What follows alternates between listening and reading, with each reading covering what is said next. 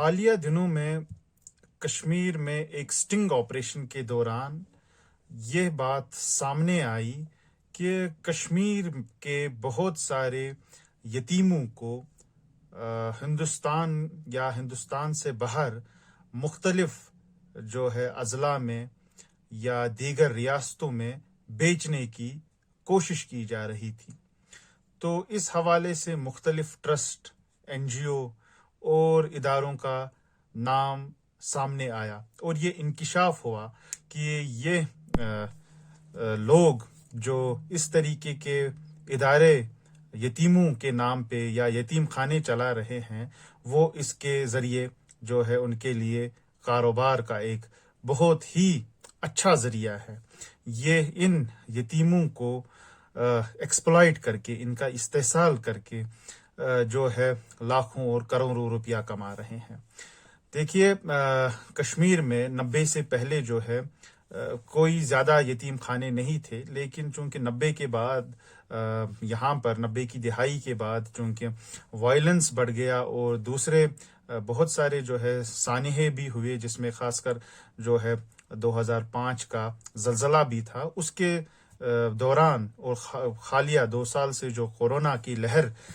جاری ہے، اس میں بہت سارے بچے جو ہے وہ یتیم ہو چلے، اور بہت سارے ان میں سے ایسے یتیم بچے ہیں جن کے پاس ذریعہ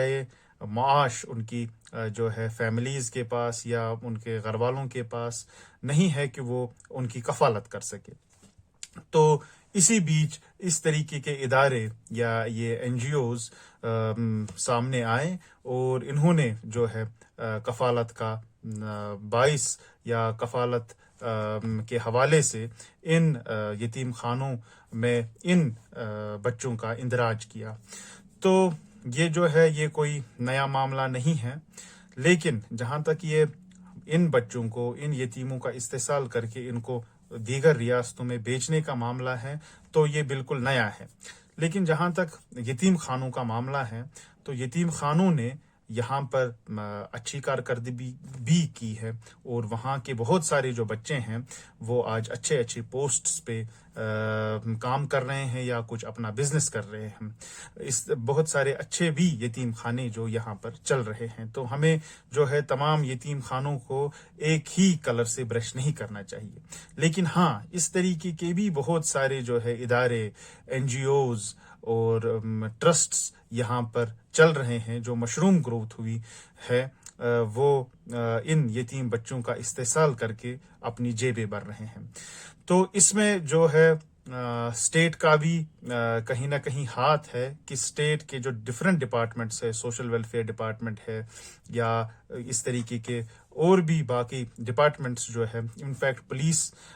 کا بھی اس میں جو رول ہونا چاہیے، وہ کہیں نہ کہیں ہمیں لگ رہا ہے کہ کم ہے، کہ وہ اس طریقے کی ان یتیم خانوں پہ یہ نظر نہیں رکھ رہے ہیں کہ یہ کہاں سے بچے جو ہے، کیسی ان کی پرورش ہو رہی ہے، کیسی ان کی کفالت ہو رہی ہے، کس طریقے کا رہن سہن وہاں پر ہے، اور یہ جو ٹرسٹیز، یہ جو یتیم خانے یا این جی اوز چلا رہے ہیں، ان کے کون سے ٹرسٹیز ہیں، کیونکہ اکثر اوقات جو دیکھا گیا ہے، بہت سارے جو مشروم گروتھ ہوئی ہیں ان یتیم خانوں کی، آرفنیجز کی، اس میں ایسا ہے کہ کچھ لوگ جو ہے وہ جو ہے اپنے مختلف کاروباروں میں فیل ہو گئے، کچھ لائرز ہیں جو کہ وکالت اچھی نہیں کر پا رہے ہیں، لیکن یتیم خانوں کے ذریعے ان کی جو ہے جیبیں گرم ہو رہی ہیں، کچھ ٹیچرز جو اچھا نہیں پڑھا رہے ہیں، وہ جو ہے یتیم خانوں کے ذریعے ان کی سائیڈ انکم آ جاتی ہیں، اور ان یتیموں کا استحصال کیا جاتا ہے ان یتیم خانوں میں، اور وہاں پر معیاری کھانا نہیں ملتا ہے، معیاری ان کے رہائش نہیں رہتی ہے، پھر ان کی تعلیم بھی جاری نہیں رہتی ہے، کیونکہ اکثر یہ جو یتیم خانے ہیں 10th تک بچوں کو لیتے ہیں، اس کے بعد ان کو وہ بھی وہاں سے فارغ کر دیتے ہیں اکثر اوقات، تو وہ پھر کہاں جاتے ہیں 10th کے بعد؟ یا تو وہ پڑھائی چھوڑ دیتے ہیں یا پھر کچھ غلط کاموں میں شامل ہو جاتے ہیں۔ تو کہیں نہ کہیں سماج کا، سول سوسائٹی کا جو ہے اس میں بہت بڑا رول ہے ہمارے سامنے، چونکہ اگر ہم اسلام کی بات کریں تو اسلام میں جو ہے یتیم خانے کا کوئی تصور نہیں ہے۔ وہاں یہ ہے کہ اگر کوئی عورت بیوہ ہو جائے اور اس کے بچے یتیم ہو جائے تو جو مرد جو سقط رکھنے ہیں وہ دوسری شادی ان سے کر لے تاکہ ان یتیم بچوں کی کفالت ہو جائے اور وہ جو ہے بیوہ جو ہے اس کی بھی کفالت ہو جائے شادی کے ذریعے. لیکن چونکہ مختلف وجوہات کی وجہ سے یا کلچر کی وجہ سے ٹریڈیشن کی وجہ سے ہم جس خطے میں رہتے ہیں وہاں ایسی پاسبلٹی نہیں ہے تو یتیم خانہ یا آرفن ایجز جو ہے وہ انیویٹیبل ہو گئے. ان کا بارس میں آنا ان کا چلنا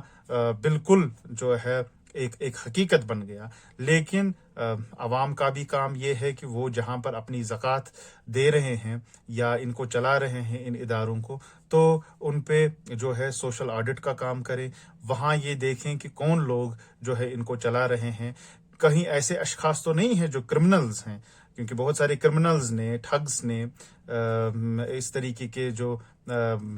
گنڈا ٹائپ عناصر ہے انہوں نے بھی جو ہے اپنے ناموں میں این جی اوز اور یتیم خانے اور جو ہے ٹرسٹ وہ چلا رہے ہیں. بہت سارے ایسے ہیں کہ جو کہ اپنے کاروبار میں وکالت میں اپنی استادی میں اپنے کسی بزنس میں وہ فیل ہو گئے تو انہوں نے فساد رکھا ہے اپنے سامنے آرفنیجز کا کہ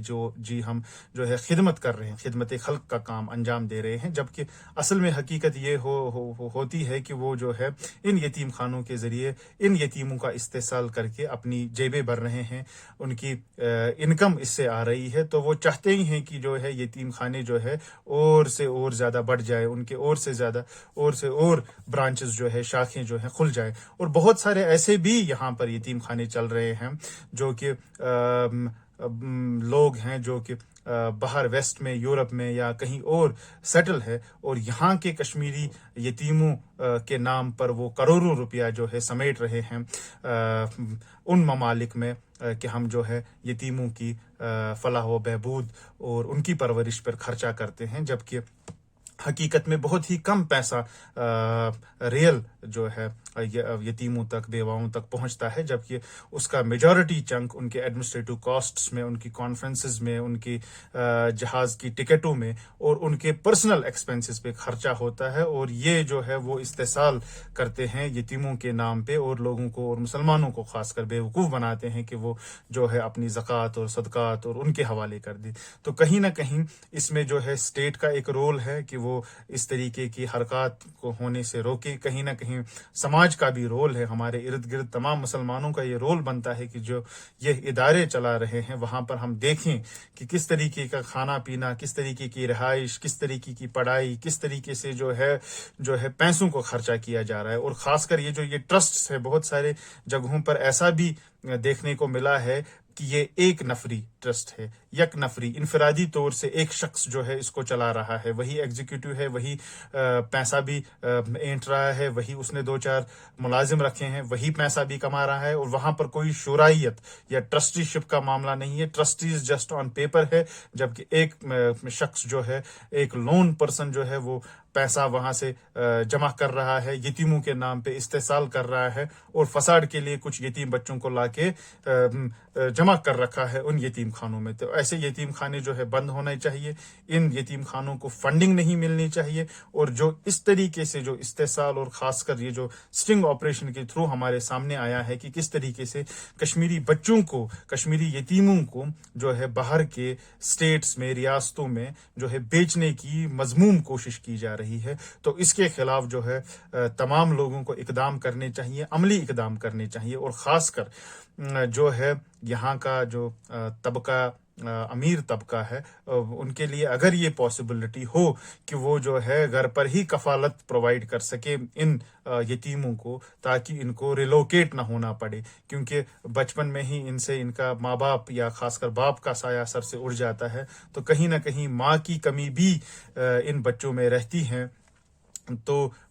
بہتر ہوتا کہ ان کے گھروں میں ہی ان کی کفالت ممکن بنائی جا سکے ان کی پڑھائی ممکن بنائی جا سکے نہ کہ ہر جگہ گلی نکڑ پہ جو ہے یتیم خانے